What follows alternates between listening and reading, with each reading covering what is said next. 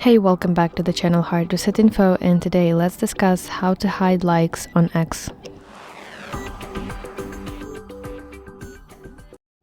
So actually X recently updated a platform so that now likes tab on your profile is no longer visible to anyone but you.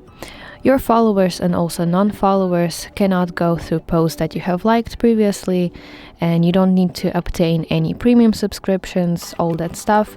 You don't need to change any settings because it's all built in.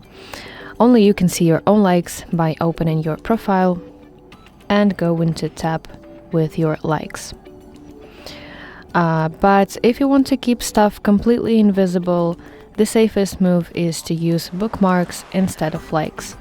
So if you tap your profile picture in the top left and go to your bookmarks section, you will see posts that you have saved for later. And basically how to do that, go to whatever post that you want to save to your bookmarks and basically press this icon with bookmark. And now we see a message that post added to your bookmarks. Yes, and bookmarks are 100% private and they do not push into feeds. So yeah, that's basically it. Thank you for watching. I really hope that you find this video helpful, and if so, please like it and subscribe to our channel to see more content like this.